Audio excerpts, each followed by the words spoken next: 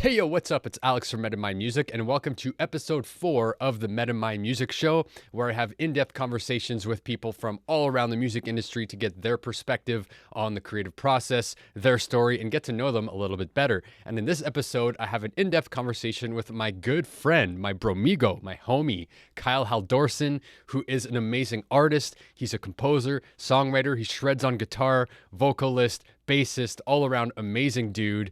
And again, we have an in-depth conversation about finding your own voice, his personal story, how he goes and approaches the creative process in his songwriting. So definitely stay tuned for this episode. But before we jump in, I want to mention that I just finished creating an in-depth masterclass called How to Master the 3 Secrets of the Creative Process, and I've jam-packed it full of actionable insights on my 10+ year journey in recording music, writing music, mixing music, all of that great stuff. And I definitely feel like it would be a huge help to help you develop your own creative process and get those ideas from the very first ideas all the way to a finished master. So if you're interested in checking that out, you can find it in the link below. And without further ado, let's jump into the episode. Welcome to episode 4 of the Meta My Music Show.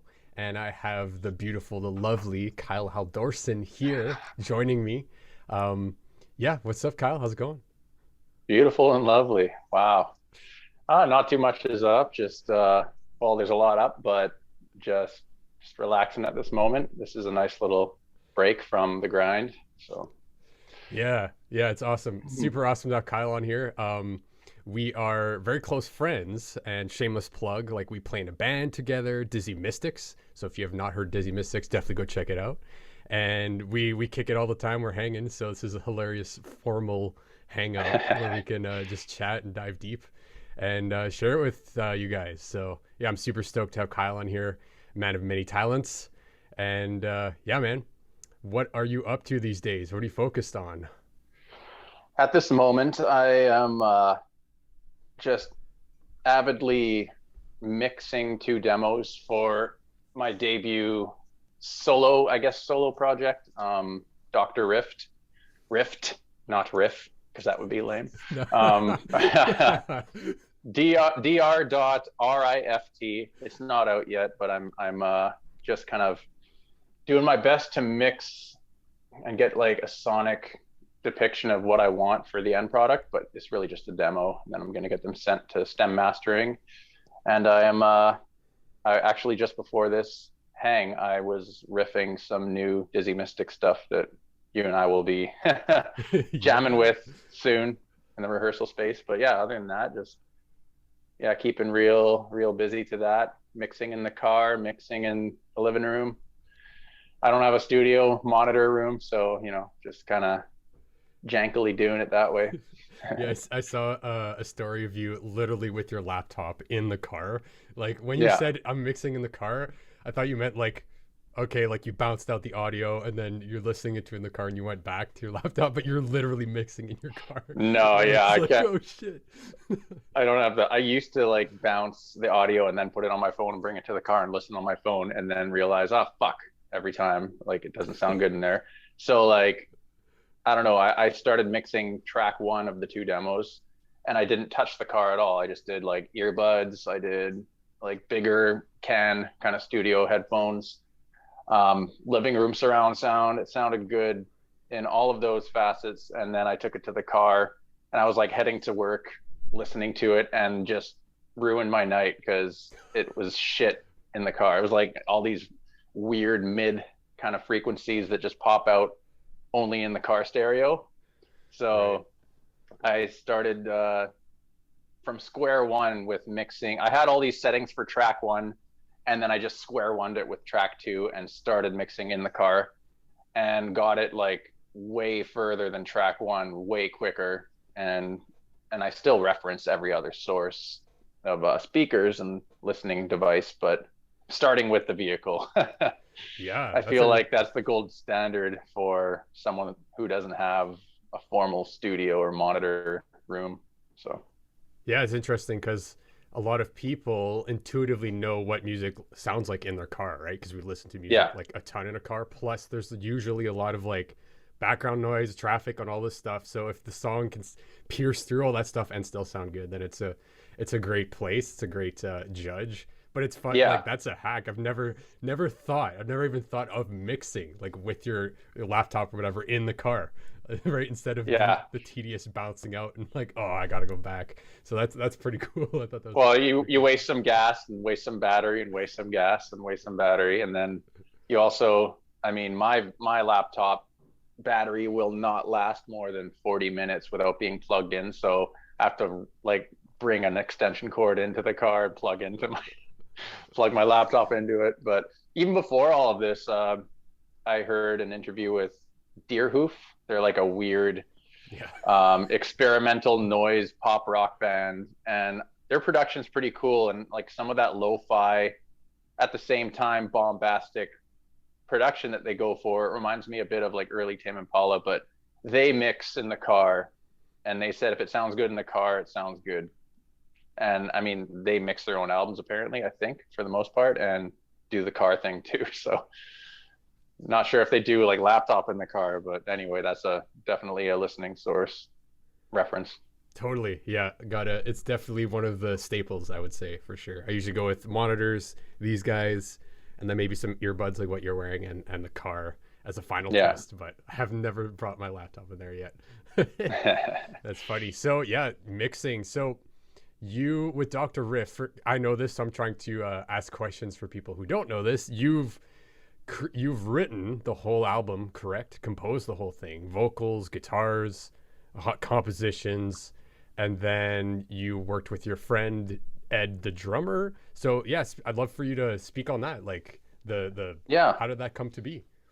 Well, Ed and I go way back.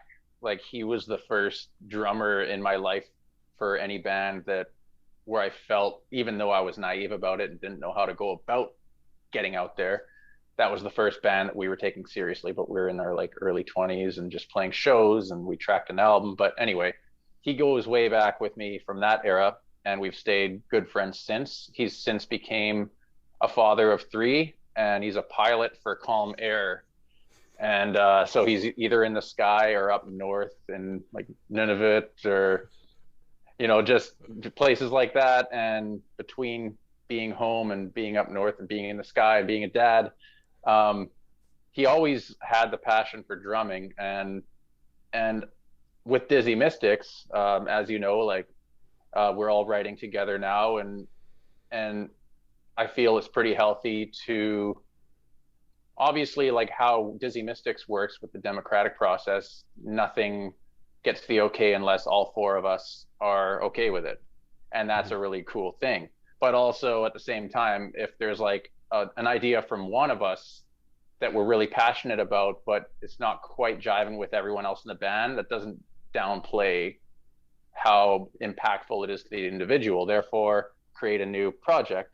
And yeah, I pretty much got inspired with all these songs for this first Dr. Riff batch of songs album, spring 2020, like right when COVID was starting to pop off, and just shit was really bizarre, and lockdowns, and my long time relationship was ending at the same time. So it was just like this shitstorm of emotions, and I kind of really had no choice in the matter with the ideas that were coming to me.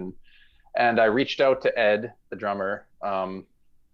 Obviously, it's like I just told a whole story about Ed. So in case you forgot, the drummer that I know, I reached out to him and said, like, let's make an album, man. Like, no pressure, but would you like to at least record or write some drums for these songs? And even if you're not able to commit to anything seriously, like, we can make all these albums with Dr. Riff, and you could be the guy on the kit. And he was so about it. And initially, I had some ideas going, and I sent him some beatboxed beat ideas in like my phone. So I sent him voice memos of me just kind of like mouthing these beats out. And then he would send me back those beat interpretations on the actual kit with his like iPhone just in a room somewhere. And it sounded really good. So I started like pasting together all of his beats that he sent me. Like, he didn't know the context of any of the songs, like none of the structural stuff. And I just sent him all the beatbox beat ideas. He sent me all the different beats on his kit back. and I like Frankenstein together his recordings, and I started layering all my instruments on top of it, and then I sent him back like a full song, and he kind of put it like, it's kind of weird, like I just send some recordings out into the universe and then it gives me a song back. But yeah, and he also sent some beat ideas that he just came up with without any of my song or like riffs or melodies or hooks, nothing like that. He just would send me some beats, and that would inspire a song out of me. So he wrote like a good chunk of it as well, starting with the rhythms. But I mean, I guess when it comes to lyrics and all the melodies, yeah, that's all me. But it's a nice, cool digital game of tennis or ping pong that we kind of started. And I kind of want to continue it that way. Like, you don't have to meet up, and you can get a lot done on your own time and start it that way, you know? Yeah, that's super interesting. I'm curious, like you I don't know if oh, sorry. The beatbox things that you sent, and the fact that you didn't know the context of the song. Oh, sorry, that might have been my internet. Can you hear me? Yeah, Okay. I just saw you glitch a little bit, but Okay. Cool, we're good. Yeah, I was curious, like when you said that you sent your beatbox ideas via like voice memo or something, and then he interprets it and makes it like a beat, but without knowing the context of the song, right? Like just in that isolated thing. That's really yeah. interesting. And like I'm curious, like even when you said some of the songs started with like progressions or hooks or ideas that you had, and then other songs might have started with a drum beat, right? And like depending on how you start something can severely influence what ends up happening, right? And like the fact that he didn't know the context of the song and just reproduced what you sent to him is really interesting. Like I found that really cool because that's not usual, right? That's not usually how you go about it, right? So that's pretty cool. Yeah, I feel like we kind of tapped into this cool, without even trying to, unintentionally, but we just wanted to get shit done, and there was lockdowns, we couldn't get together. But even aside from the lockdown thing, like people's adult lives make it hard to be in the same room at the same time that often too. So I feel like this unique starting point approach that we created could be our own thing. And I don't know, maybe it could take off with other people. It's really cool. I'm sure people are doing it. I'm not like stamping my name on it, but I've never heard of that. And it seems like everyone I tell about is like, that's fucking weird, but that's cool. Yeah. So we're probably going to continue that approach, like for the next album cycle too, at least on the ground level. Yeah. Even with, I feel like that's becoming more and more relevant, if not the more like more of the normal thing than the typical musicians in a room jamming, right? Like maybe if you go back 30, 40 years, it's like that's where it all happened, was in the studio, in a room, people jamming out ideas together. And that still happens for sure. But in today's day and age, the digital and the speed of being able to send stuff and go back and forth, that's kind of where it's going. And a lot of people I've spoken to is like they work with vocalists all around the world, and they collaborate with people without like ever meeting in person. And even Dizzy, if you think about it, like most of what we do is sharing ideas, and then we refine it on our own time, and then we come together, and then we kind of like merge it and meld it together.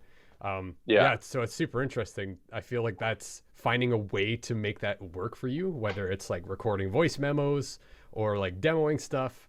That's really interesting. Yeah, and it's really cool. And it's really like pressure free in a way too, because there's different ways of writing and being inspired, and certain ways can only come from isolation or being on your own and not having I guess just having the freedom to let your imagination run wild, right? So like a lot of these Dr. Rift ideas came from that mindset, and that just, I guess, the playground of your mind, and then just sharing it with a friend. It's like, hey, do this, try this for me.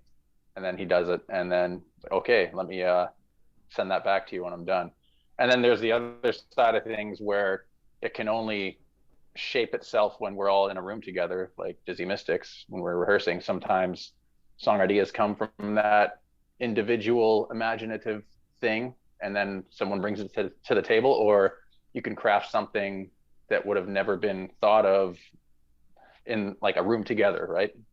So both sides, both approaches are needed, I think. But Yeah, I agree. It's interesting because even with Dizzy songs, a lot of them, and not all of them, but I think a good amount of them have like some sort of vision along with it, right? Even if it's not a complete vision.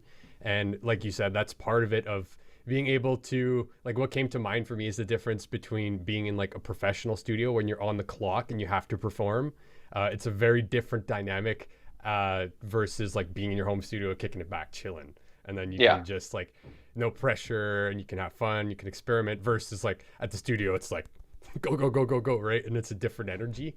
But it's interesting because I think it speaks to the importance of being able to experiment and explore things alone, or just explore your imagination without it getting shut down immediately, or without feeling judged, or just interacting with other people and just seeing what happens and then bringing that to somebody else. But then also other songs or other ideas happen in a way that couldn't have been done alone, or couldn't be orchestrated, right? And that's one thing I have actually thought of quite a bit, and I'd love to know what you think of this, is like the idea of orchestration versus like improvisation, right? So certain artists that I love, like technical artists, progressive stuff, jazzy stuff, there's a fair amount of orchestration that goes into that. If you think about like an orchestra or like cinematic stuff, or any kind of like music that has a lot of cues and a lot of specificity, has a lot of premeditated orchestration that goes into it, which is amazing in itself. But then there's also like stream of consciousness music where someone's just masterful at their instrument, or they came up with everything right in the moment, and there wasn't any like pre-planning or premeditation. And some genres are a good fusion of that. So like a good example would be like jazz standard, where it's like, you know, all these chord changes, but then you're improvising all on top of these chord changes. So there's some part of orchestration, but then there's a lot of improvisation on top of that. And I've always been like curious, because I don't think there's none of them are better, but I feel like they're both very valid for sure, and they serve like a different purpose. So I'd love to know what you think on that. Well, personally, I love both avenues or both approaches for, I guess the end result either way is composition, right? But to get to that composition, sometimes you have a pre-orchestrated, a whole layered thing in your mind, and then sometimes it's improvisation in a room with some friends or by yourself with your instrument that leads you to a composition. I mean, I love both to lead me to like a set standard composition, not standard, but like a set composition. Because I'm personally not like a good improv guy in my mind. Like I've come leaps and bounds, but I am an ear player. So like, I'm not about to like press record in a studio and just go improv, you know what I mean? And expect to keep that, because it's going to be garbage. But there'll be some peppered ideas in there. And then if I can record myself improving, I've never done that, but I would go back and listen to if there's any little moments of gold, and then like pull those moments out. Either way, for me, like it's all composition and it's all like practiced, but it comes from a vision, which is either a pre-thought out orchestration or experimentation with improv that leads you to an orchestration. So that's my, I guess my abilities allow only those routes. Yeah, I'm samesies as you. Like I have a desire to learn how to improv more and like be able to do more stream of consciousness stuff, but I'm also like I explore that stuff, but then I always go more towards refining and orchestrating stuff. And also it speaks towards like Dizzy Mystics, like being a band, and like with the goal of performing, right? So if you're going to perform something, it's a different context versus maybe just creating, releasing music. Because if you're performing something, you got to know your performance, right? You got to know what's happening.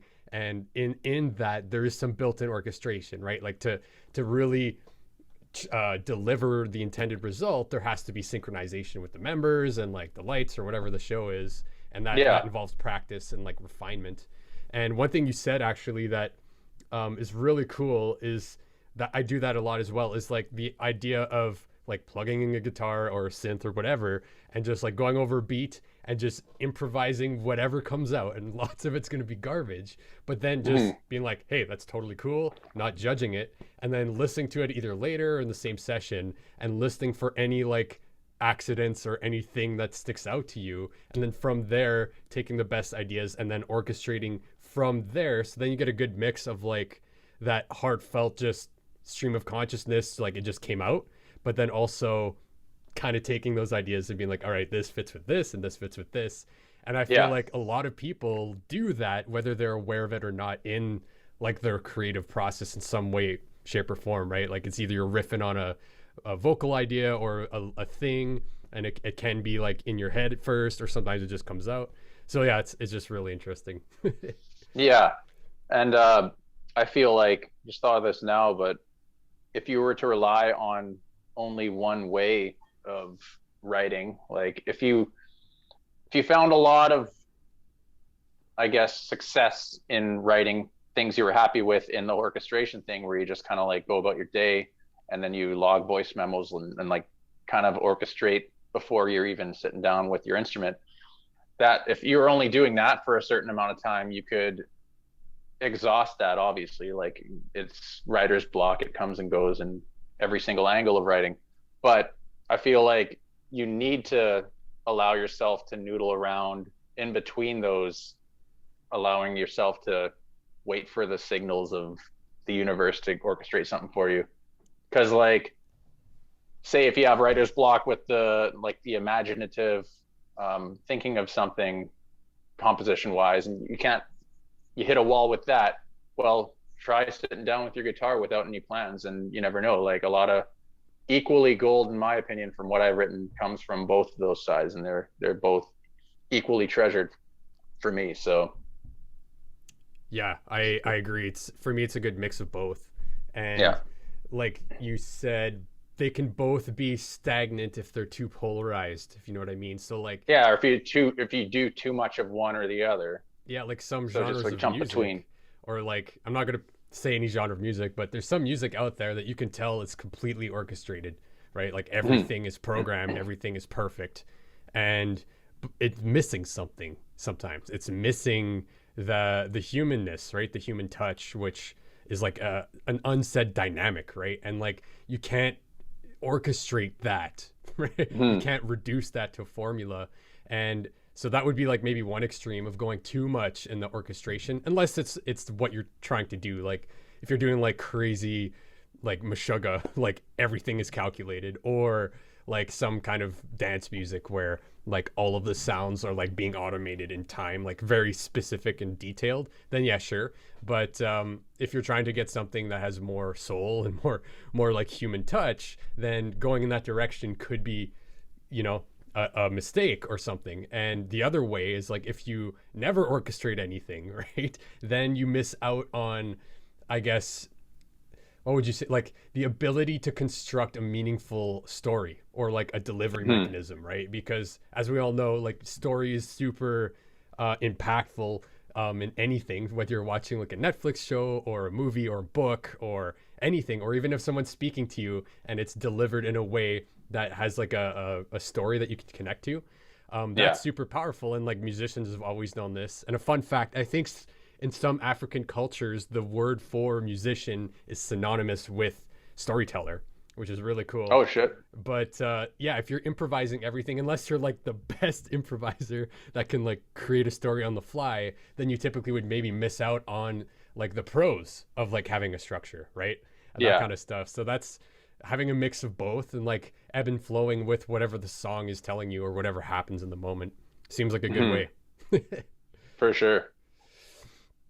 Cool. So I am curious. Let's segue a little bit. I'm curious, how did you get into this whole music thing? Like, how did you get into making music? And I'd love for you to tell me a story about how this all came to For be. sure.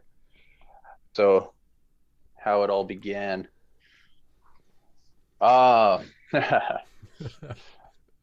It's almost I'm in a point in my life right now where I'm cherishing how it all began, because it really started with my dad, and he just passed away in February. Hasn't been that long, but he was a musician and like my whole life. And I grew up around his musicianship and like both my mom and dad's music tastes. Like I grew up like just hearing Doobie Brothers and Eagles and stuff like that. Just really catchy, uplifting, guitar centric, vocal harmony centric music. And he played in a lot of like country rock bands, but he always had a guitar kicking around. He always had his buddies, Les Jerome and Carrie Hanna and stuff, jamming and hanging out. And it started, I think for sure, with a single snare drum. One of his friends, I think it might have been Mark Theobald, his drummer for like pretty much his whole adult life that I am aware of. He brought over his snare drum to like, I don't know if it was brought to the household for me to play with, but I ended up having it as an instrument, and I was just tapping away at the snare drum. I think I might have been like, I don't know, 4 years old, 5 years old or something like that. 6 years old. And I kind of remember this, but I was obsessed with Hotel California, the song. And obviously my dad loved it, and they were playing along to it. They were kind of like playing it, and something in my brain clicked to memorize that little drum break to come back into the final verse. It's like, stabbed it with the steely knives, but they just can't kill the beast. That right, yeah. I did that at that age on a snare drum because they were just playing the part. And then I did that, and it just blew their fucking minds. That's crazy. And that's where it clicked, I think. And I don't know, I kind of dabbled with his guitar between that age, and when I seriously picked it up was, I think, age 11. And at that point, yeah, when I was 7, my parents separated, and then my dad and his spouse, Fran, lived separately from my mom, and I lived with my mom, but I would see my dad, and every time I was at my dad's, I was like just looking at his guitar, and I just picked it up. I think it was age 11, and I seriously started strumming it and playing around and trying to make decent sounds with it. So it kicked off there and led me down a path towards writing shitty little song ideas, but not really.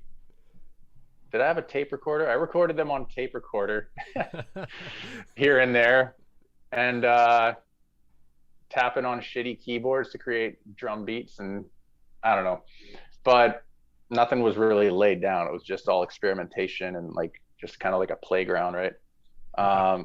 But it led me to meeting Jarrett Delackey, who is like another bandmate of mine. I'm in his band, the Gerry Hatricks. And him and I were in Ed's band, the drummer of Dr. Riff. Like it was us three. But in high school, I met and befriended Jarrett and other friend Danny Perper, and they had a drummer, Corey Olivier.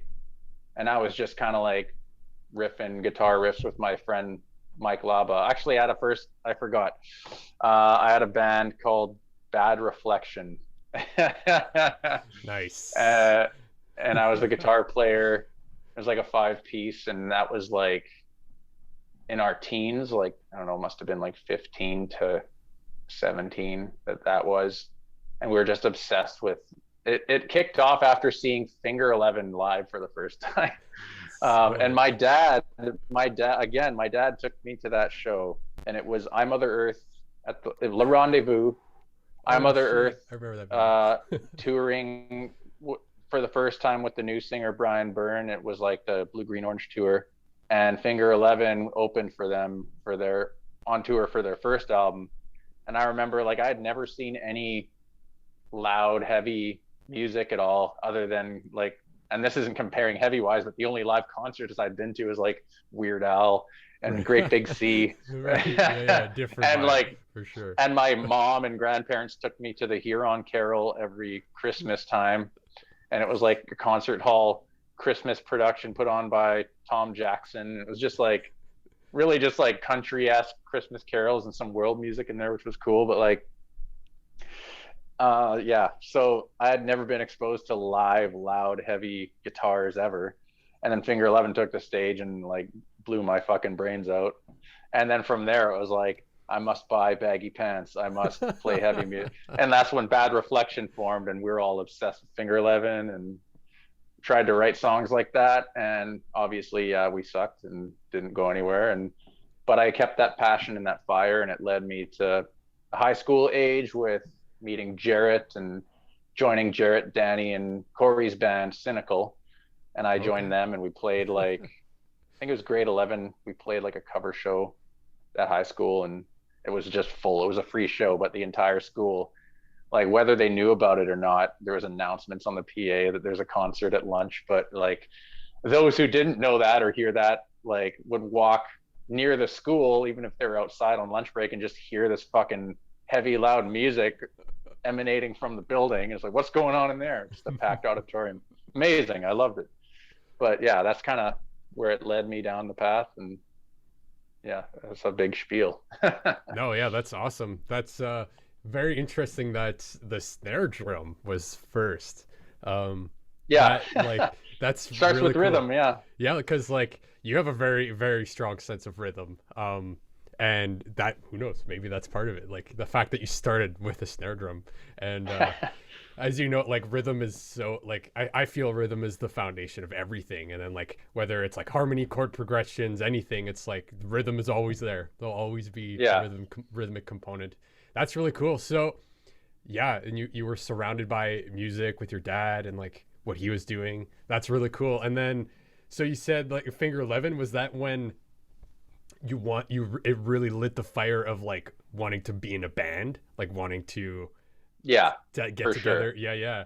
Okay, that's really cool. And I'm also curious because you got insane vocal chops, and like anyone listening, go listen to Dr. Riff when it comes out, Dizzy Mystics. Make sure you stay riffed. Riffed. I remember I was talking to I was chatting about like writing grants with Ed Dorisher from I don't know if I pronounced it right, from Apollo Sons. Yeah. And I told him about the project, and when I said Dr. Riff, he heard Riff, and he's like, Dr. Riff? Oh no, don't call it that. I'm like, no, it's not Riff. It's not Riff, man. It's a Rift. But anyway, so how I ended up getting vocal chops? Yeah, well, it's like I think like for me, for example, yeah, like I had a similar, some sort of similar pathway, and I got attracted to the guitar, but I never caught the vocal bug. Like I never, that never happened for me, and I'm curious because it must have happened for you at some point where you wanted to express yourself vocally, lyrically, and I'm a huge, like personally, I connect to music with lyrics and vocals more than instrumental music, and I always have, and I've always loved the message, but I've just never happened in my path where I like really dove down into that. But it's apparent, right? So I'd love to, like, did it happen at the same time? Did you do guitar first, or was it like guitar and vocals? Was it like necessity of needing a frontman?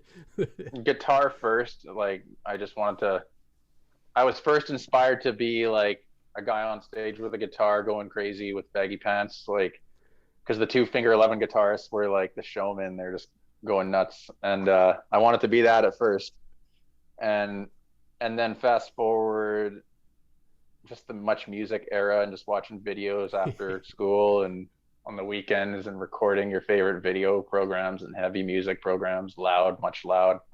The first time I heard Incubus ever was when I wanted to sing, because I don't know, like the chorus of Pardon Me was what like exploded in my brain with like, I must learn how to sing. And I was just like singing along to that stuff forever.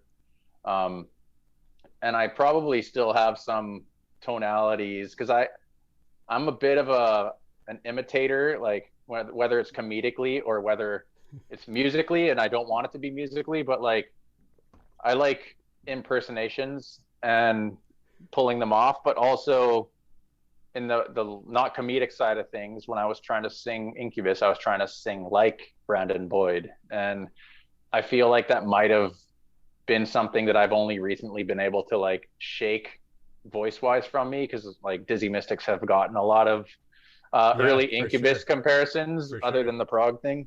So yeah, Incubus inspired that. And yeah, it was like a good kind of mid-range vocal style, and it got me belting in his range, like kind of like the mids, higher mids. But then what took it the next level, I think it was Mars Volta next. And like there's several like shifts in, you know, musical evolution in my DNA, right? And like Finger 11 was the first one.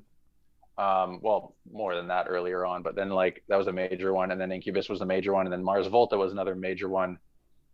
Seeing them open for System of a Down in 2005, and then I was obsessed with Mars Volta, and then singing like him and trying to sing like him, and just like killing myself trying to hit those high notes. Yeah, and I didn't, crazy. I never like put any thought or effort in my life into vocal lessons at all. So I was just kind of doing what I thought I was supposed to do, like make a sound that sounds like him. I didn't think of vocal, like the breathing aspect and properly supporting your breath and not killing yourself. So I'm sure like I damaged myself a little bit in the past and have healed since. And another one was Soundgarden, a huge shift. And that's not too long ago. That's like, I don't know. Well, they were always around in my inspiration. Like even before Finger 11, I loved their music, but I never got the vocal bug from Chris Cornell until like just before seeing them in 2011.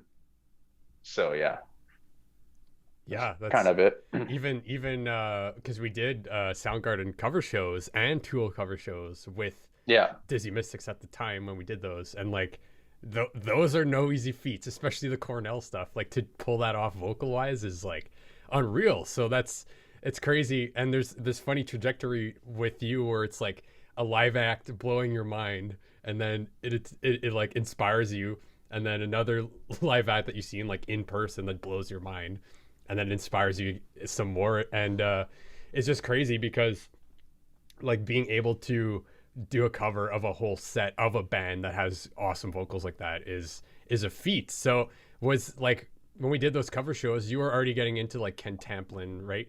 And vocal training stuff, right? So when did that start happening? When you started to be like, oh, there's actually like technique beside this, and like, oh, okay, there's like different approaches, and like you said, letting go of the imitation stuff, finding your own voice, understanding your body, all that kind of stuff. When did that kind of happen?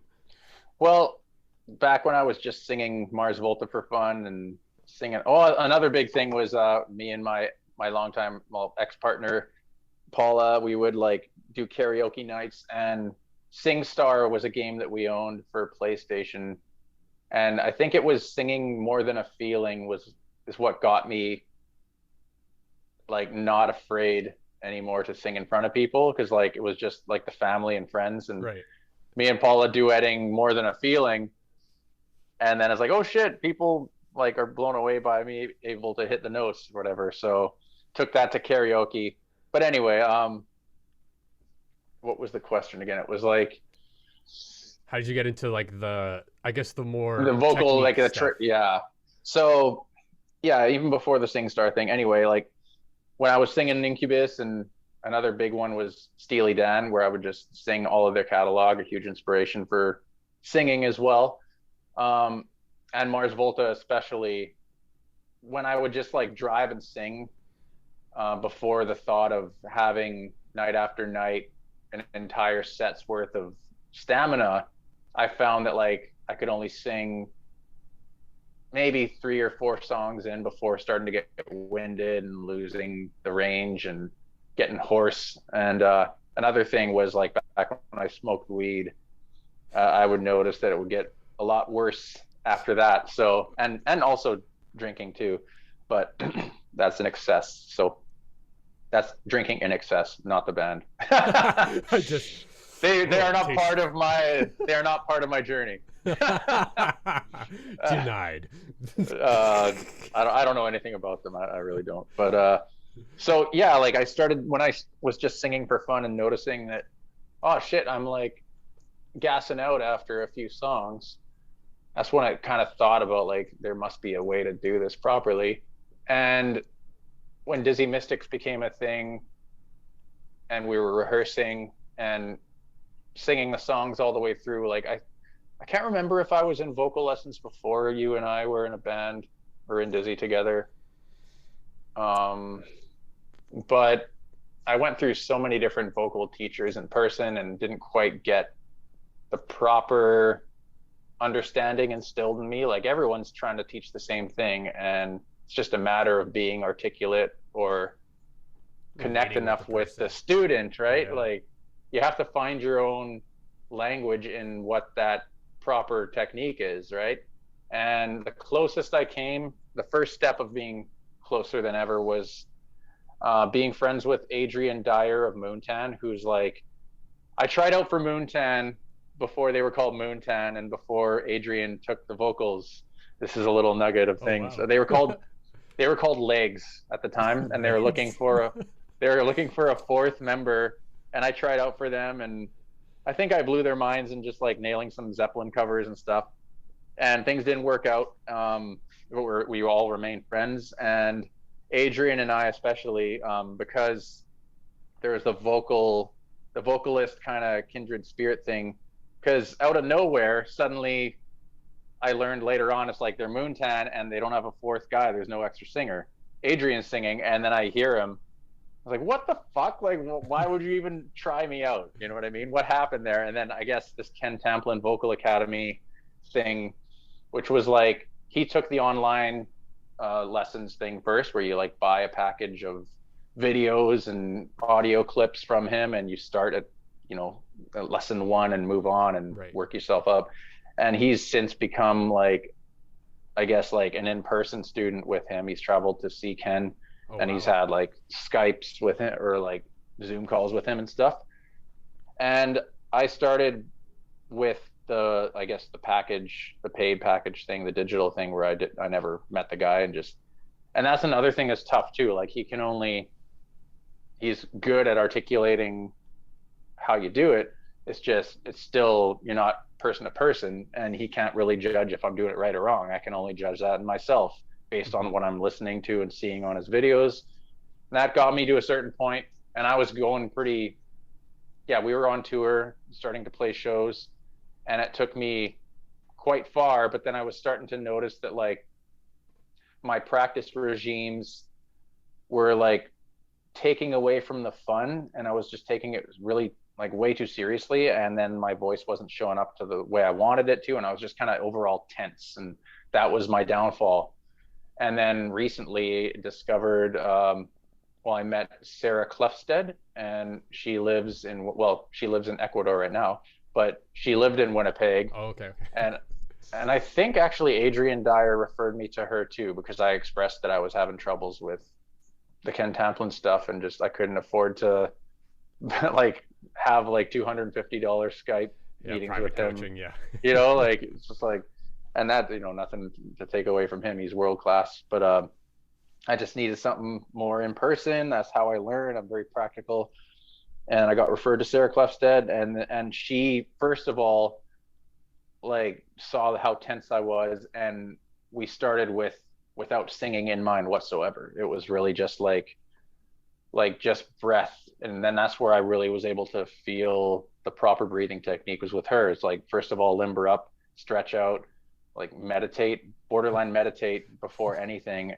And then don't spend 45 minutes exerting your voice in warm-up mode. That's what I was doing. I was missing our opening acts in my car, just belting, and then I wouldn't have a voice for our show, you know? So now it's like, I still really have to put it to test with this new thing that I've acquired. Like it takes us, I feel like really confident with it now through rehearsals, but I'm excited to put it to the road test and have night after night shit with it. But that was a big spiel again too. But that's the goal. Yeah, that's what we're looking for.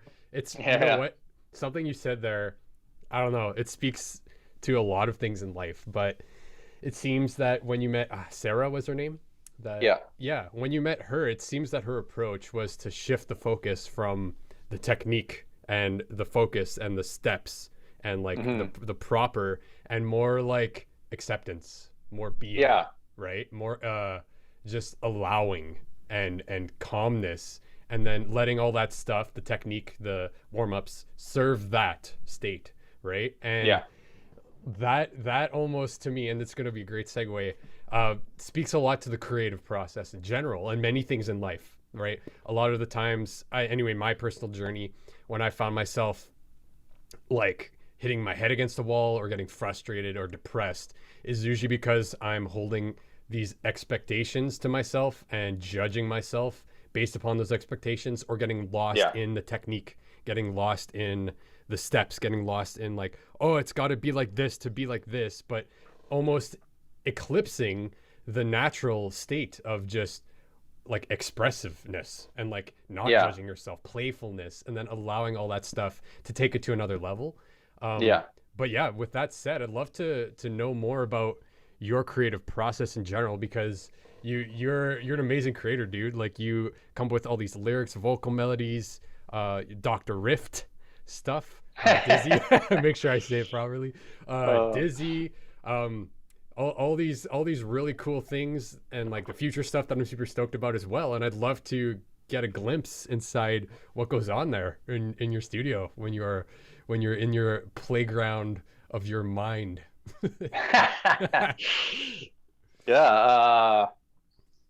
There's so many different approaches. I have alluded to them earlier in this, with noodling around on your instrument improv wise to lead you to something that you never thought you'd get to. And then at the same time, like, I realize I've only recently, I think the last couple years, have noticed I'm starting to get to understand my patterns with inspiration, because normally I listen to other people's music all the fucking time, especially when I'm driving, and I live out of the city, but I work in the city. So I have like nice long commutes every day, usually, for listening to music. But then like the last couple of years, I started to notice, like, shit, I'm like listening to my favorite stuff right now, or listening to something that should be really speaking to me, but I'm just kind of like, even when I'm trying to pay attention to it and feel it, I'm not. And then I have to just like turn it. I've been like driving in silence a lot, and that's when I can tell, like, okay, there's like a transmission coming in soon, and I have to like allow the silence to like, I guess, bring something to me. And that's the orchestration in the brain away from the instrument, where it really started with the Dr. Riff stuff in 2020. And I was just like going about my work day, and the world was locking down, and my world was kind of crumbling, personal world. So like, big events in life inspire it, but also like just silence, I guess, and taking nice long walks and being in nature and just like looking at the sky, looking at the trees, and breathing fresh air and scenery in motion. That's and silence. That's what kind of orchestrates a lot of my favorite stuff when it comes to, I guess, like a fully formed like imagination of something, like picturing a full show or a full end product on an album of a song or lyrics. That all usually comes from walking in the silence and allowing the signals to come in, and channeling those. Yeah, that's really interesting. I resonate with that a lot as well. Like, lately I listen to music on the, sometimes when I'm feeling it and the situation feels for it, but lately I've also just been enjoying the silence more. And this is my theory anyway. I think that we kind of ebb and flow between phases of like input and output, right? And it's very tough to do both at the same time. Like, if you're inputting a lot of stuff, like listening to music, watching stuff, reading all this stuff, it can be hard. Not saying it is always hard, but it can be difficult to then output if you're like in the mode of reception. And yeah, and then like it seems that when you interface more with that silence, you kind of just allow yourself, like your subconscious self and like all of your influences and stuff that's inspired you in your history and what you're going through to come up, right? Because there's no distraction, so to speak. There's nothing else for you to focus on, and it allows it to come out. And yeah, like that could maybe be one of the things that is a transmission, right? That helps stimulate that, is the silence and see what comes up. But I'd love for you, like you mentioned transmission, and I know from knowing you personally and being friends, is that I've definitely noticed that you like ride waves of transmission, right? Like you almost, like when you catch something, it's like you see it through to the end, and you put in the time. Like you just go hard to make a demo or like create this vision that comes. And yeah, I'd love for you to, maybe not, you don't have to speak to the nature of the transmission, because that's a fun conversation, but when that happens, what do you typically do in the studio? Like you have these ideas in your head. Do you, like, depending if it's vocals or guitars, or it changes every time, or when you kind of catch when there's something coming, do you just then like either go for a walk or like just go in the studio? Like what does it look like, or does it always change? So when it comes to having a transmission come to me, it usually has like all the bells and whistles involved, like multiple instruments, a sonic, like an imagination of what the sonic production value might be. And I could really see it, and I'm inspired by it. But then if you take it right to the studio, or like my little self recording studio, and I pick up my guitar, or I get like the drum programming thing on the keyboard or on the synth or whatever, you can lose the full scope of the vision if you, like, the moment you sit down in front of the computer and it's like, okay, I'm going to track the guitar one of like 5 or 6 layers of the grand vision. I'm going to start with one layer here.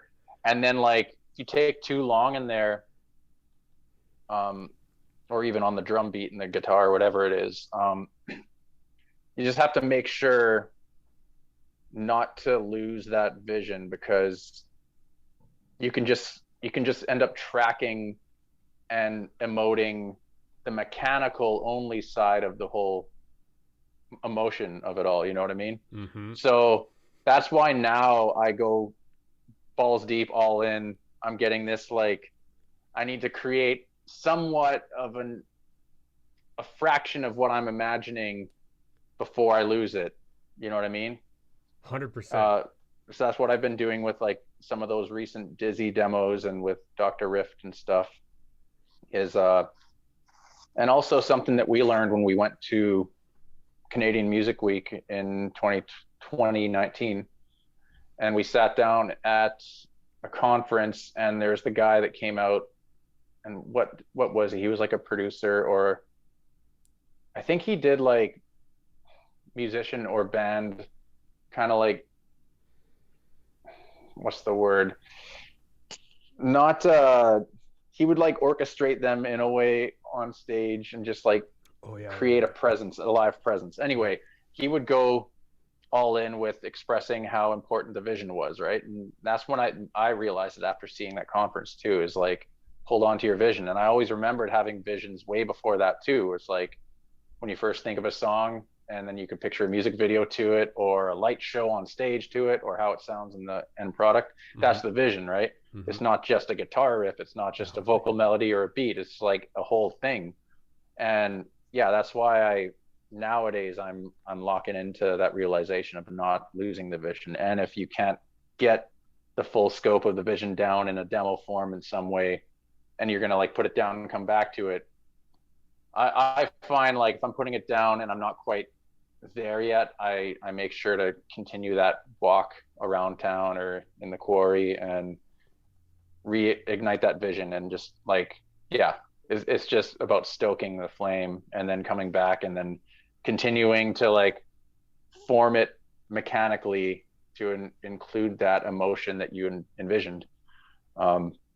So yeah, it becomes quite an obsessive thing once the once the inspiration or once the vision hits me, it's like, okay, I have to get it down hell or high water, put everything aside until I somewhat get it to a point where if I listen to it, I can picture the full potential of the vision, and that's good enough.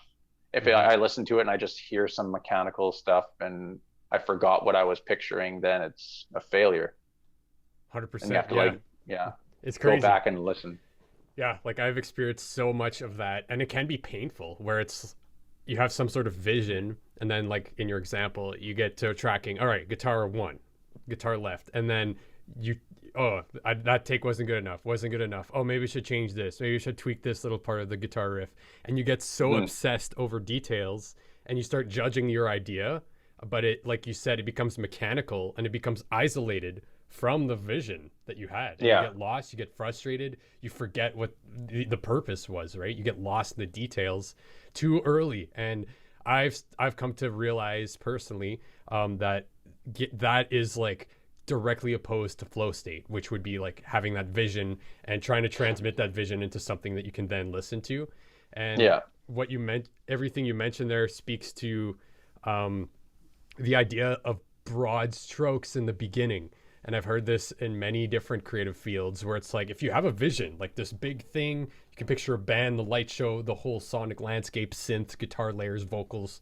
Like if you have that vision, you're almost better off to focus in broad strokes that are towards that vision, that cover most of the bases, but keep that vision front and center, as opposed to getting lost in the details too quick, right? Because getting lost in those details can distract you from the purpose of what that thing is supposed to be doing anyway, right? So that's really interesting. And I know personally I've gone through a lot of pain over obsessing over details and over judging stuff too early. And recently I've started to think of broad strokes first and then try to like judge over time later, look at visions over time, and then which ones do I actually want to refine and go into more detail, and trying to avoid the detail too early. But you know, sometimes it's good to orchestrate something badass right away. So it's never all or nothing.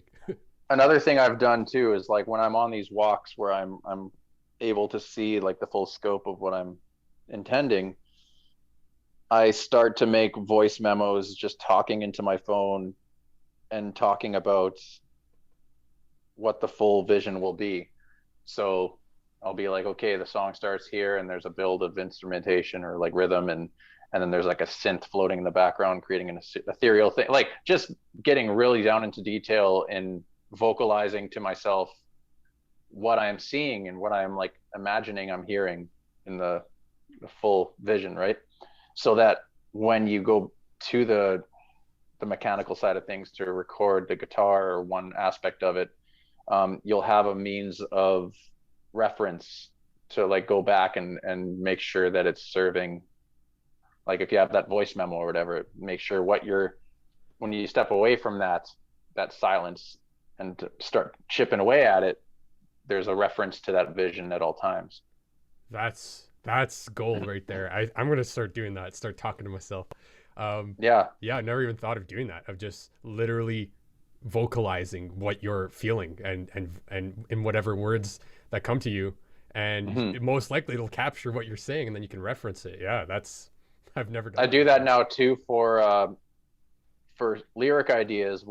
If I think of a concept for lyrics, but I don't have any lyrics at all, I just like speak into my phone the concept I'm thinking, and there's no lyrics yet at all, but like I know that I want to dig into this concept at some point lyrically, and so I just like talk into the phone about that concept. Yeah, that's gold. That's really cool, because like I'm like yourself, I get very inspired on a concept where just an idea, just like a really cool idea, could very well like inform a whole song, right? Like a few ideas that I came up with is just like I have this vision, and it could either be very abstract with like tonality and colors and texture only, or it can be like a very specific concept, like a bee, right? Or whatever.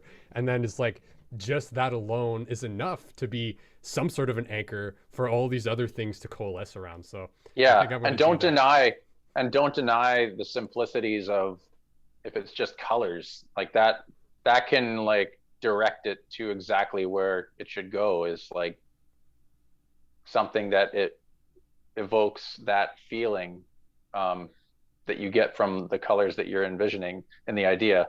Like if you just have colors as the first thing, then log that down, because Yeah. like that's the first flame, that's the first spark of like the groundwork of it all, right? So don't deny the first, like how simple the first ideas are. Don't wait for it to become something else. Just like make sure that you don't forget what the very first building block of the idea was.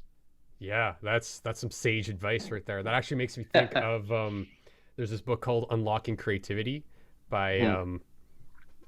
Michael Beinhorn. I hope I said his name right, but he produced like all sorts of artists, like super unknown and like Red Hot Chili Peppers, Oh Korn, yeah. you name it. And he says something in that book that's very akin to what we're talking about, where he would be in the studio listening to the recording, and he would like intentionally focus on closing his eyes and visualizing space, like we Oh yeah. just said, like in terms of texture. And like he says, for him, it was mostly black and white, but it would be like shapes and like relationships of those shapes, stuff like that, and really like make that a focus. So there's definitely something to be said about allowing it to be whatever it has to be, even if it's like insanely abstract, and giving that focused attention to it. So yeah, it Hmm. made me think of that. I want to segue to, this might be a deep question, but let's go for it. So what does art, like making music, expressing yourself, or just art in general, culturally, whatever you want to, however you want to frame it, what does that mean to you? It, to me, it means like the whole reason I'm doing this, and I feel like it's my destiny to do it, is because um what art has done for me is immeasurable, and that's beyond language barriers, beyond cultural barriers, not culture barriers, but like just differences in humanity. It's just like we all have that in common, is art is that kind of unspoken thing that we can all feel the same thing from, regardless of what your background is or what your language is. So what art has done for me is exactly what I want to do with my art for others. Just healing, inspiring, escape. Um, yeah, because I feel also with a lot of hardships in life, um, that I am grateful to have such an outlet, because there's a lot of people that I have talked to, and when they go through the things I go through, or have gone through similar things, and the way that they express that they don't seem to have an outlet like that, it just it makes me feel extra grateful for being able to channel my emotions in such a way. Yeah, that's beautiful. That's I feel a lot of that because just like you, art has done. You can't even put words to it, right? It's shaped me as a being that I am now, speaking to you, and undeniable. I guess like in my opinion, art is like a way to tap into that humanity beyond language, I guess, and to heal and to relate to everybody. Yeah, that's kind of art to me. Awesome. That's yeah. That's beautiful. Um, so okay, that's we've went deep. I also want to get a little practical as well, and this can also go deep as much as you wanted to. But I'd love for you to speak to maybe some of the biggest struggles you've gone through in the lens of creating art and like expressing yourself. And we've spoken to some of those things, like you've gone through um, refining and shaping your vocal technique and discovering your own voice in the vocal way.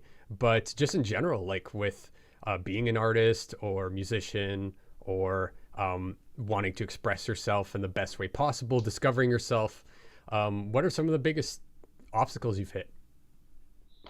Um, I know that I had a lot of for the longest time.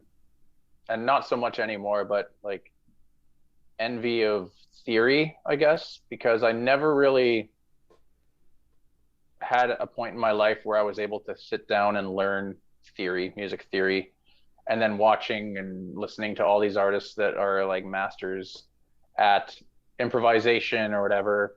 And I had a point a long time ago where it's like, fuck, I just wish I could give myself that time or have the discipline to learn all that and then reshape everything I do so that I'm a better player and I'm a better improviser. And but now I've realized, like, I don't know, I just continued trucking on in the way that I do with my ear and just composition, and I mean, that was a big struggle before. I don't so much, I could care less that I don't know theory, and I get what I need out of my expression without it. But that was a huge one. What else? Yeah, definitely finding your own voice. And yeah, it like figuratively and literally for me, in the literal sense, because I imitated, like I mentioned, a lot of the singers that inspired me. You know, it was like sing like Brandon Boyd of Incubus, sing like Cedric of Mars Volta, sing like Chris Cornell. And then listening back to myself, like, I can't tell if I have my own voice yet or not, you know. I think I'm there now in a way, but I'm not so aware of it. But I feel like I'm as me as I'll ever be. But that's one thing that I know all artists struggle with is finding that self realization in your voice and in your sound and who you are, your identity artistically. So that, I think that's a struggle that'll remain, but that's, yeah, I feel like there will always be struggle. That's kind of the artistic curse, right?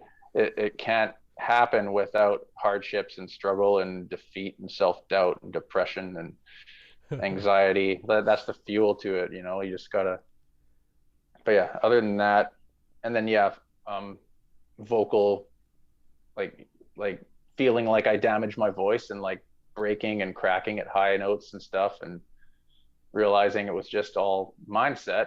And that's another thing, is not getting too lost in the mindset, I guess, or in the yeah, the tension of the pressures that it takes. Yeah, I don't know if there's all kinds of little micro struggles, right? But those are major ones for sure that I've encountered. Totally. Yeah. There's a quote, I forget by who, but it's comparison is the thief of joy. And I think that speaks to the first thing and I still interface with that once in a while. It's a lot less now, but before it was always like, oh man, like if only I could learn this or do this or be this, right?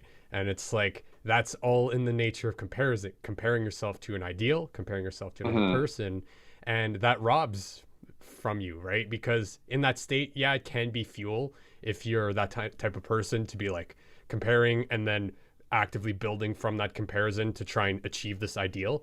And there's something to that, but it's not worth, in my eyes anyway, to rob you of the joy of being yourself. Yeah.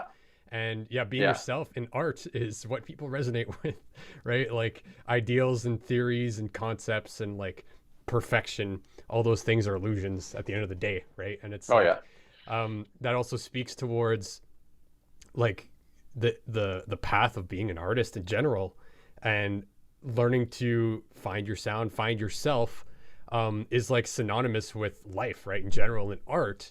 But it's like that process will never cease because we're always constantly changing and growing, and things are always, they'll never be fixed, right? So that like, whether you look at it as a struggle or an adventure, a journey, it's like, to me, it all coalesces into the same kind of thing, right? Where it's like, it just is what it is, right? It's the path we go on, and it changes and it weaves and it turns. And that's also what happens in like being an artist, right? Is like, there'll be that all the time. And it's like, it can be a struggle, it could be hard, but it's also a challenge, it's an obstacle, it's fun, right? It can be a really healthy thing as well. So that's really cool. On the flip side of that, what are some of the biggest breakthroughs that you've had, like some of the biggest ahas that came in lieu of those struggles? Well, also, like, Yeah. So when I allude to the theory thing and like judging my guitar playing and just like, oh, I should have picked up theory a long time ago and I'm too set in my ways and there's no breaking these, like I don't know. At the same time, I naturally kind of, I didn't force myself to, but as a music listener, I started finding perfection and like just shredding, arpeggiating, like that kind of stuff. Like it has a place in my heart in the past, but like I just stopped finding much soul and emotion in that kind of music and the perfect, theoretically perfect kind of stuff. I just lost all interest as a listener in that kind of stuff, and I found more inspiration and heart in more like simplistic stuff. And if there was improv or if there's something kind of like technical, it was a bit sloppy, and like I like that stuff a lot more, you know what I mean? Like, and it made me realize, well, I'm pretty much there, and like just keep on doing what you feel you're able to do and like what you want to do expressive wise. And yeah, my breakthroughs were also just really being into songwriting and soul and emotion and just simple stuff, compositionally, over just balls to the wall intricacies. And that stuff has its place still too, but like, yeah, those are major breakthroughs for me as a listener, which inspired me to channel that more in myself as a writer, is this become more of a songwriter and an emotive player than a perfectionist player. Because like I couldn't do the perfectionist thing if I wanted to, and it's all good because I don't like listening to that shit anyway. Yeah, exactly. You know what I mean? So that's like a big breakthrough, is like to have this succinct like two sides of me, you know. Another one is yeah, the vocal thing, like finding the joy in singing and not worrying about if I'm gonna hit the right notes, or I'm too haggard today, maybe I won't be able to, like, just I throw all these thoughts and these reservations in my mind away, and I just kind of I have fun with it, and my voice is there for me for the most part every time nowadays. So breakthroughs. Yeah, that's pretty much it. I mean, those are some pretty sound ones. Yeah, I've alluded to like kind of understanding how my my songwriting and my inspiration works now, and when to listen to it and wait for it. And yeah, these are all things that I am grateful more than ever that, you know, I'm not afraid of getting older, because I just feel like I'll be just sharpening my craft more and more, you know, because that's where I'm at now more than ever. So I guess that's a good thing. That's because when I am asked about struggles, it's hard for me to like mention and channel in only struggles, because I have to, like, in the same breath I mention like not anymore. Mm-hmm. So, and I'm not flawless and I'm not without struggles, but yeah, I feel like the struggles come more from, at this moment, just what life is throwing without my control, you know. Mm-hmm. I don't have so many struggles in my self-doubt in my abilities. And I guess a big breakthrough is just like practice what you write as well, to bring it to the stage or to the practice room. Yeah. Yeah. I don't know if there's covers much of what I hope I don't know if I left out a lot or not. Like, you wouldn't know that, but I'm just trying to think. Sounded yeah, good to I don't me. want to sound too simple and plain with the answer, but yeah, Well, that's pretty much the main ones.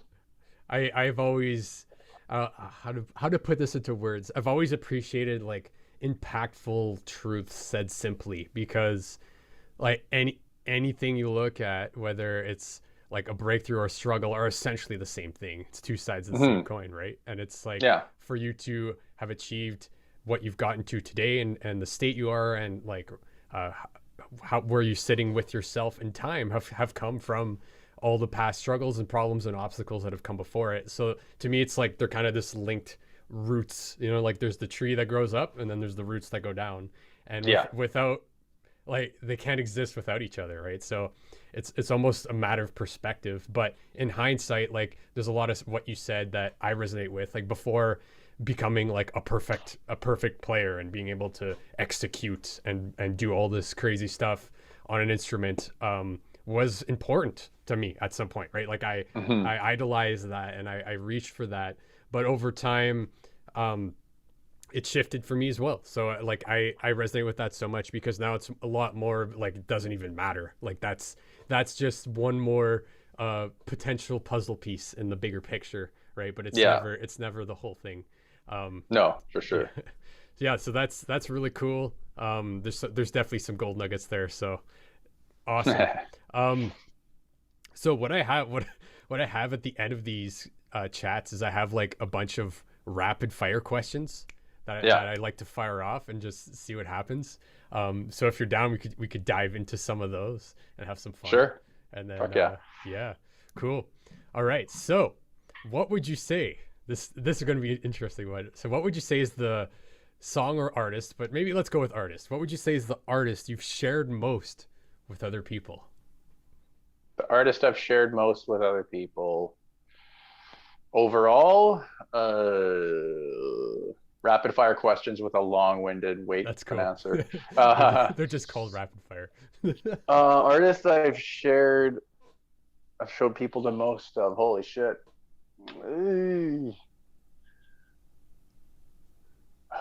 Who am I hawking hard nowadays? I like to share artists that aren't that known by others, because like anyone can access anything. But I guess recently one is Blessed. Slow Spirit is a local one that I've shared a lot of because I just feel like both those acts are world class at what they do, and more people should hear them because they are like criminally unheard, but they're still working at their craft. So I hope, I mean, they get exactly what they want out of it, and then maybe they are exactly getting what they want out of it, and that's awesome. But yeah, that's some of my favorite more underground stuff. And then on the more popular side of things, I guess Unknown Mortal Orchestra I showed a lot of people that stuff. Psychedelic Porn Crumpets. Yeah. I guess I'm listing a bunch of artists. What's one artist? That's cool. I don't know.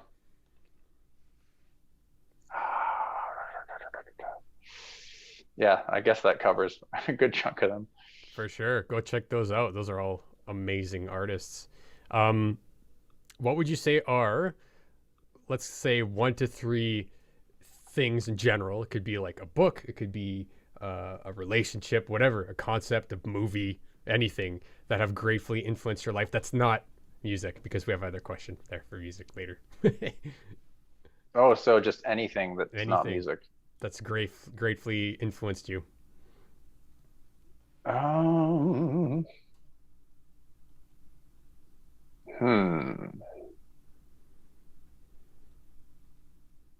I guess just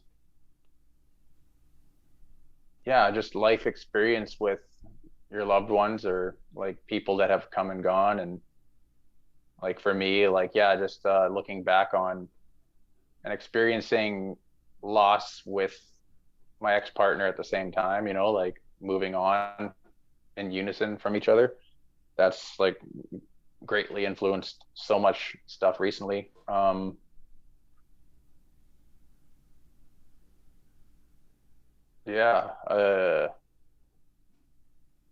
bad mushroom trip. I hear you there.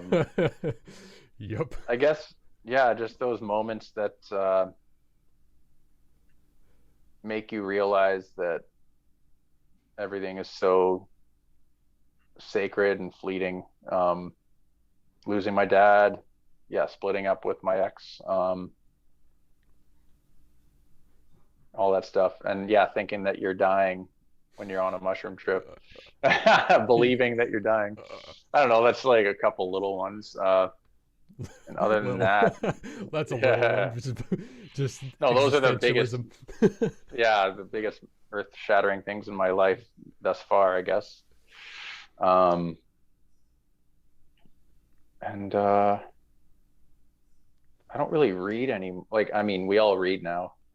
It's funny when you say, like, I don't read, but we all have phones and we read articles all the fucking time. So, like, I haven't read a book in a long fucking time, but I'm not leading this into a book, or I'm just trying to like take stock in what the hell has influenced anything. The craft beer community. No, Nice. no, I like tasty beers. That's it. Nothing about like, yeah, that's a joke, but yeah, I don't know. Cool. No, there's some gold there. How has failure or apparent failure led to success? AKA, do you have a favorite failure that you've experienced? A favorite failure. A favorite. Whoa. That's what a failure looks like. Immortal material. My favorite failure.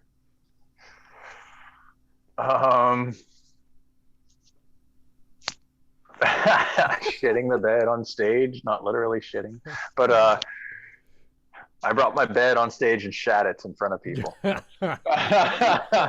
No, one of the first ever, like, I alluded to that high school show that it was like a filled auditorium, and it was like my first band playing guitar situation, covering music and stuff. It wasn't the originals.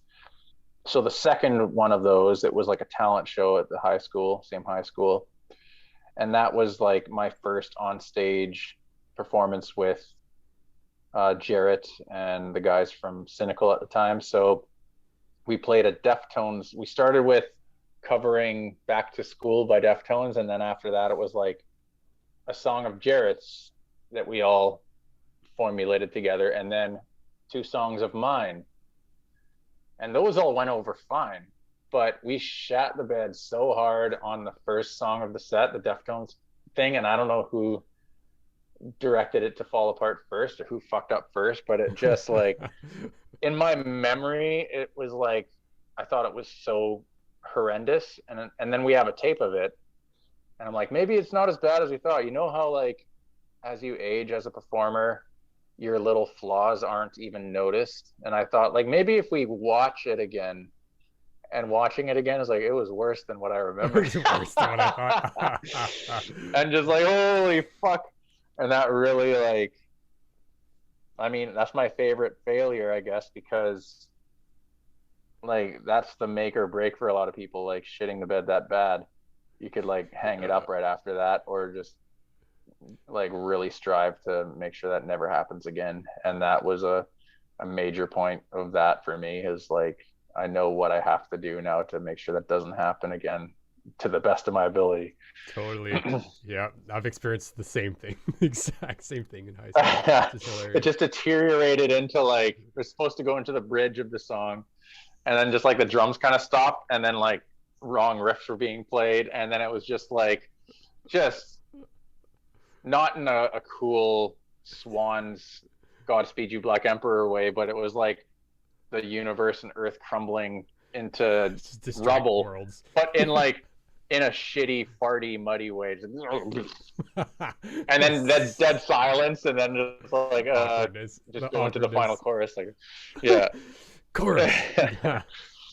Awesome. Yeah. So what's the best sub $100 purchase you've recently made?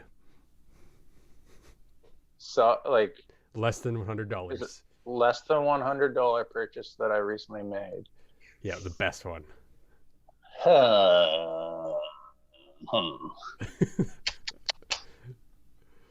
Shit. That is a tough one. Oh shit. I don't know. I'm constantly financing instruments and stuff like that, and it's always The last one was, I guess, it doesn't count. I'm thinking of $1,000. 10 Never times mind. less. Shit. I don't know, man.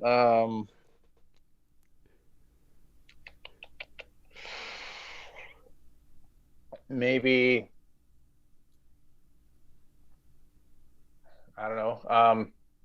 Sage advice consultations from Elise Roller, Nice. I guess, who's been helping me and directing me with her industry wisdom and knowledge and experience, in how to approach promoting ourselves, myself as Dr. Rift, and like what the right next steps are. So yeah, like I would say that 100% then, because I do like usually monthly meetings with her, and they're under $100, and they keep me informed and on the right path. And,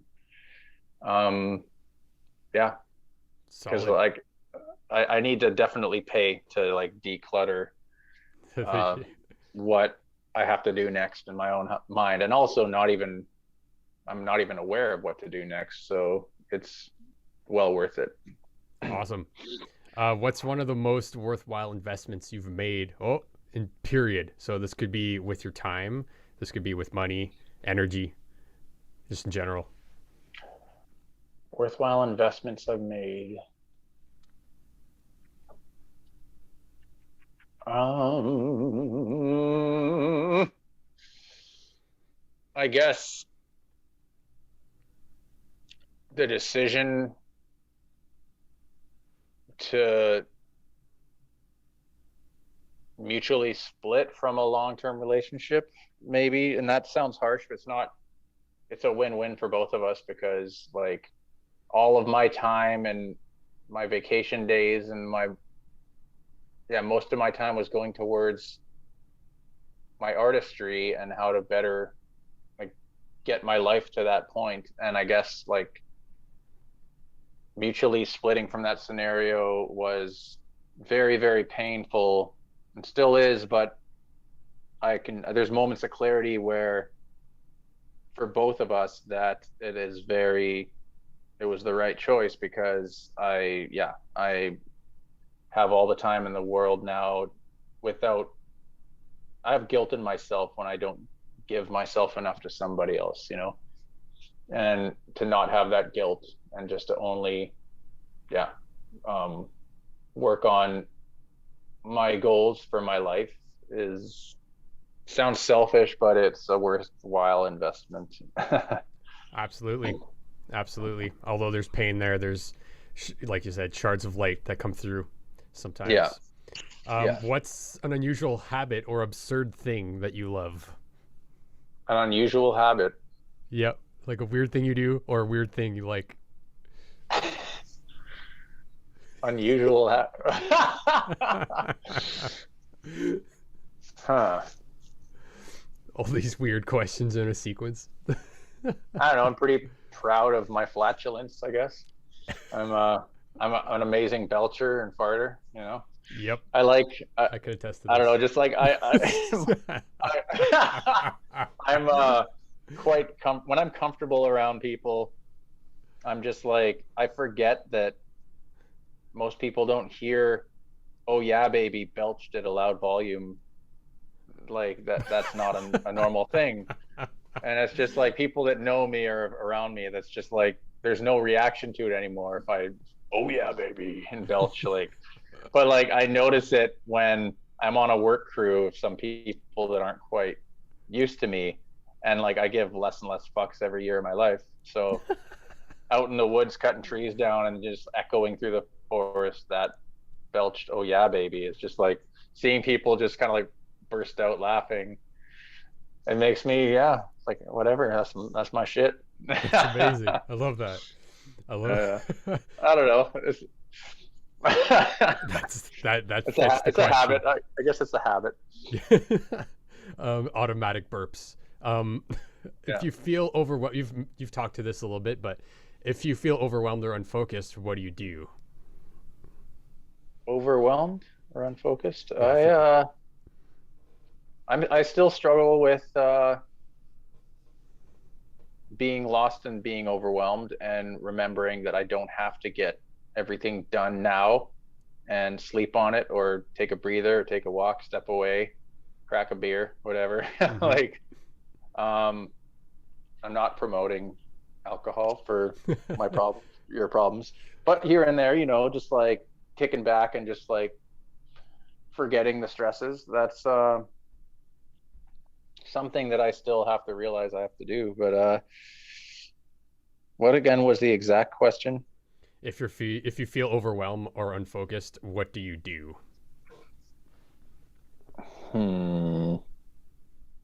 Well, I guess all of the things I mentioned. Yeah, like just taking a breather in general, in any form, figuratively, is huge. And unfocused, make sure not to guilt myself that I'm not focused. Make sure that not to guilt myself that it's okay to not be a production machine at all times. Yeah, I resonate with that. I've realized that's like when your mind's mush and you're not focused, you're not feeling it. It's like it's okay to just accept that that's the state of things. Yeah. And yeah, exactly. Cool. What do you know now that actually this one first? What's some bad advice you hear in your area of expertise? So if you think about like songwriting, composition, making music, what's like a bad piece of advice that you hear? I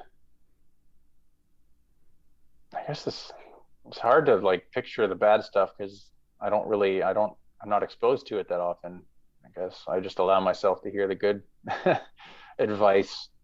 I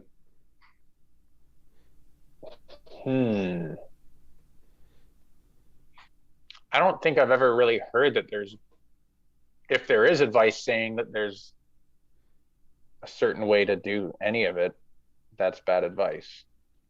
And I can't picture that exactly, but I'm sure I've heard it. I mean, that in itself, like any form of advice that tells you certainty in art, it's bad advice. Yeah. Right. Yeah. That's for sure. I agree with that. I guess maybe, and I might be wrong about this, but I don't feel like if someone says like you have to just be on the road, if you're not even not even an entity yet as an artist or like a brand when it comes to music, to just like not leave the road, not leave the touring van, and just play a bunch of like, yeah, like that'll get you out there. But I think that's bad advice to think that's the only way to do it, and I've definitely heard that. For sure. I feel like, yeah, it's equally just creating yourself from home and also like building a network online through, you can still have your day job, don't quit. That's another thing, I guess. Quitting your source of income that pays your bills and allows you to do this stuff is horrible advice, unless you got to be damn sure that it's the right time to do such a move. Because I haven't done it yet. And I mean, obviously it shows because we're not big yet. But yeah, I feel like that's bad advice. It's just, when it's right. Don't let anyone tell you when it's the right time to fucking borderline become homeless. Exactly. You know what I mean? Yeah. You'll know. And maybe you don't want to do that. And if quitting your job's the only way for you to make a living on music, and maybe you don't want to do that, whatever, and that's fine. I'm just like going all over the place right now. No, there's a lot of good stuff in there. Like a lot of people are like, oh, you just got to get out there and tour and you'll get signed. Like that's you're gambling on a lottery ticket basically. And like what getting signed is nowadays. It's not even what it used like, to be out there on tour forever for nothing, like just to have your own promotion. Right. Like, and it's like online promotion that won't lead to anything. unless you Yeah. make it lead to something. You know what I mean? Like it's kind of just wishful thinking at that point. Yeah. Or like, yeah, it's ridiculous. All right, top 3 desert island albums. Oh shit. I knew this one was gonna just be like difficult or easy. Who knows? I don't know, man. I just listen to so much shit, and there's so many. Like, there's stuff that I would say from a long time ago that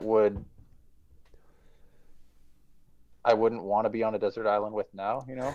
Yeah. So I guess like at this moment, if I was on a beautiful desert island and there was nothing but just ocean and sky and trees to look at, and that was it, the best soundtrack for that shit would be maybe Tame Impala Inner Speaker. Oh yeah. I don't know. I've been really feeling those universal, just emotional channeling vibes from Elder at the moment. So I don't know, Omens or Reflections of a Floating World. One of those two. So I'm sneaking one more album into that answer because I can't choose between those two. Cool. What else? Desert Island.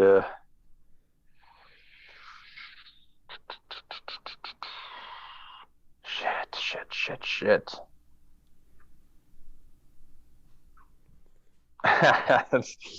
I'm just thinking so literally about the desert island thing. It's like, what would I want to listen to in that environment? Yeah, exactly. Yeah, not the figurative thing of like, if you only had these albums to listen to, what would they be? It's like, well, where would I be? A desert island? I mean, yeah, the circumstance really dictates the answer for sure. You got to limit it somehow, because it's just so much music.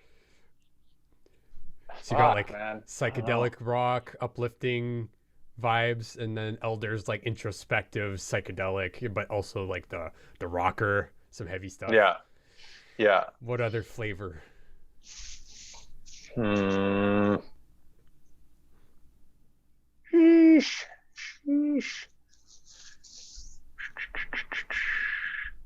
I don't know, man. Fuck.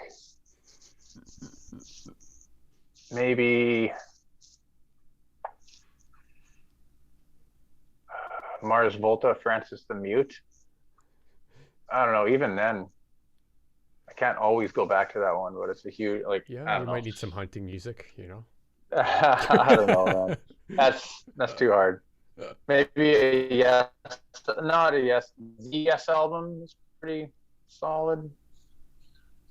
Man, yeah, I'm at a loss here. That's fine. That's you only get 2. Yeah. So Good. This last question is kind of hippie. Good. I don't want to do 3 anyway. But I'm gonna ask it anyway. So if you could send a text message to everyone on Earth in their language, and they get it and understand it, what would it be?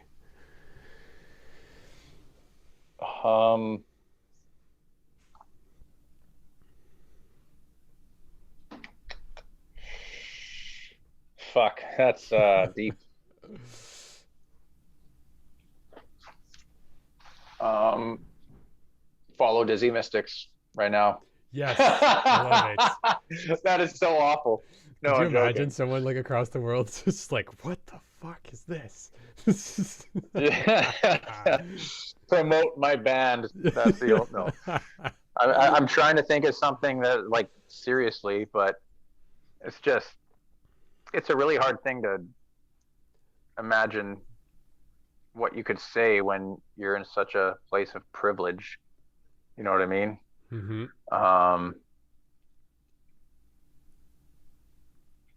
I guess what the hell's going on? Because I don't know. Can you tell me? There it is. I like that. That's like because it initiates. Maybe you'll get a different response. answer. Yeah. Right. A lot of people. I want an honest answer from one person that's on the ground like I am, that instead of me reading some fucking article or some link or some fucking source of media or some source of underground bullshit media. I don't know. I want to hear what's going on in someone's life from the ground that I couldn't imagine being in their shoes, from where they are in their life and the world that they're living. Yeah. I love it. Yeah, that's More of a that says a lot. question. Yeah, it says a lot. I'm Instead not of, like, what kind of pompous exactly. thing could I fucking say? Like I'm a source of anything. I mean, it says a lot. Instead of broadcasting a statement or something, you're asking for a reply, right? And that says a lot, which is awesome. Well, that's Are you out there? Yes. Yes. That's all I wanted. Yeah. What's up? So yeah, that's all my rapid fire questions, man. Thanks for slogging through them with me. Oh, there's some weird ones in there. That's fun. But yeah, I don't know if you where people can find out more about what you're up to, or if you want to speak to anything that you're up to, or where people can get hold of you or check stuff out in particular, anything of that nature. Oh, I mean, I'll promote Dizzy Mystics, even though we're kind of like, I don't know when this will be heard, probably soon, and it'll be the same case. But we're writing an album at this moment. Our second album is well underway, almost completed writing wise. It won't be too long. We still exist. And just follow us, Dizzy Mystics, on anything really. And when we're online again, we will be online again. And then when it comes to me with anything, whether it's Dizzy Mystics, Gerry Hatricks, or the yet to be out there awareness of Dr. Riff, I am Kyle Halldorson, Halldorson. It's probably easier to remember on Instagram than Ms. G Dipsticks. But and that, like, how do you spell that? I don't even remember. But you can find me online through Dizzy Mystics or my name, Kyle Halldorson. And yeah, Instagram, I'm more up to date on there with any of the little hints at music stuff that's in the process, since Dr. Riff isn't quite out there. So yeah, Dizzy Mystics, Kyle Halldorson. The Gerry Hatricks, the Gerry, different word, Hatricks, Hatricks. And that's another band of my friend Jarrett Delackey. He's the Gerry of the Hatricks. And yeah, I'm in that band, and we're also recording an album, sorry, it's written. Yeah. Awesome. Kyle Halldorson. A lot in the works, and we'll have all the links to all of those things in the show notes, so you can check them out for sure. So yeah, cool. With that said, thanks so much for joining me, Kyle. It was a pleasure to have a chat. Always a pleasure. Thank you.